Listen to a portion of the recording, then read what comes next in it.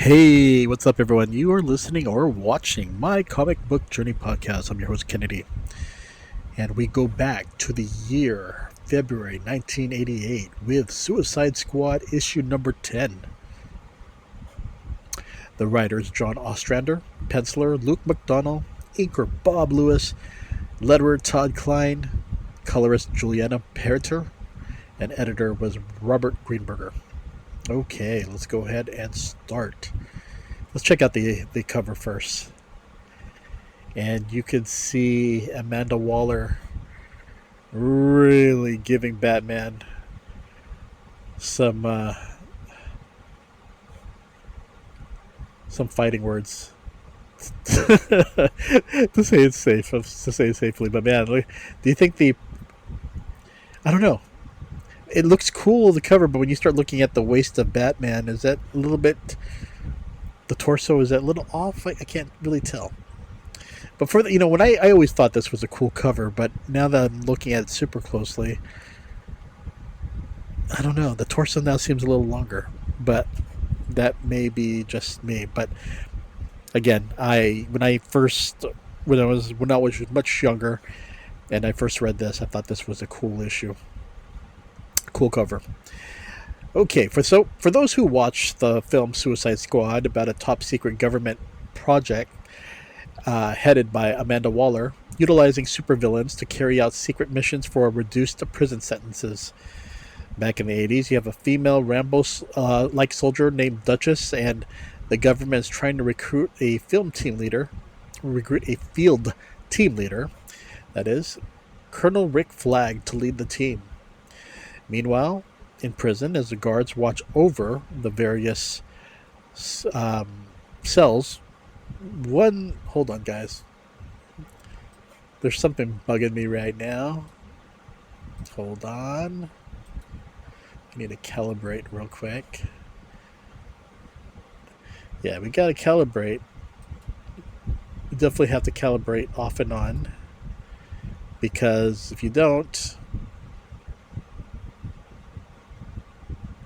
things start to look very funky. Okay.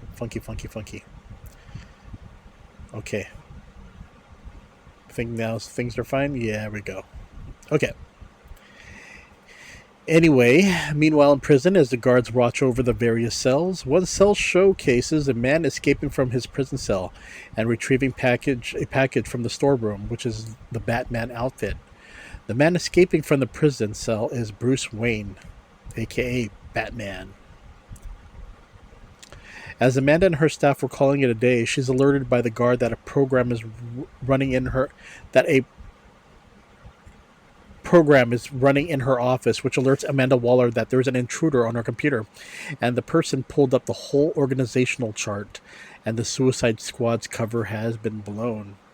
When they start to look for the assailant, who may still be in prison, they discover it's Batman. She sends Colonel Flag, Duchess, and Floyd Lawton, aka Deadshot, to stop Batman, but as the security is sealed and Amanda Waller manages to confront Batman, the two have a war of words. Batman is angry that the government is secretly putting unreformed menaces back onto the street, menaces that he and others have put away.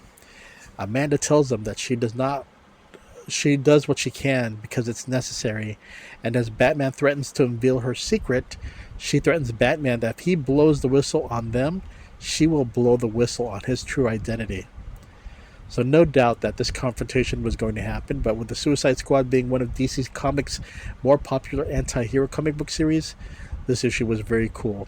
And it features Batman and Amanda Waller confronting each other about the suicide program, and it's definitely an issue worth reading, because you know Batman, he's, as the detective, always discovering things using his technology, but Amanda Waller is also no different, and she will get what she wants. It's just interesting to read her portrayal over the years, especially from this comic book and so forth. You wonder if she's a good person or a bad person, and I guess it depends on what era you're reading Suicide Squad in. But yeah, I just remembered this issue being one of my favorites growing up. and again, enjoying the cover, but for the most part, yeah, the Suicide Squad, it sure changed a lot, and um, I think it changed for the better. Don't you think? With the type of supervillains they managed to incorporate to be part of the group, because back then they weren't getting the top. They weren't getting the top villains to to run with the Suicide Squad. Now you have that at least, but for the most part,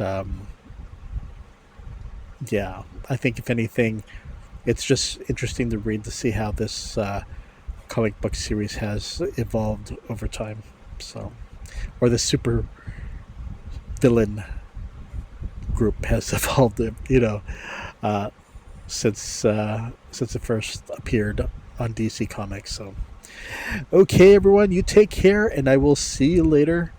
Um, Want to get something DC in there because I know I've been doing a lot of Marvel and Valiant and other independents as of late. So I said, I know I I tend to drag a bit on the DC. Not that I want to. It's just that I try to go with the things that I've haven't read, and there's just so many DC I read, and I feel like I'm backtracking to discuss certain comic books. But it's okay. It's all good.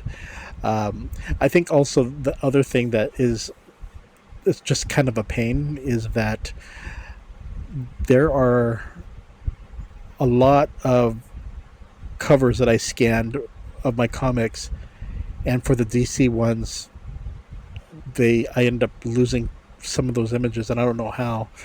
But I know I'm gonna have to scan them all over again. It's just such a pain in the butt, but it's okay. It's okay.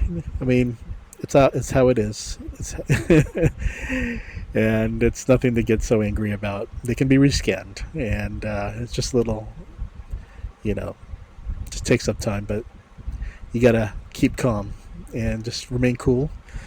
But yeah, that's it. Okay, everyone, you take care, and I'll see you later. Wink, wink, and later, everyone. Bye bye.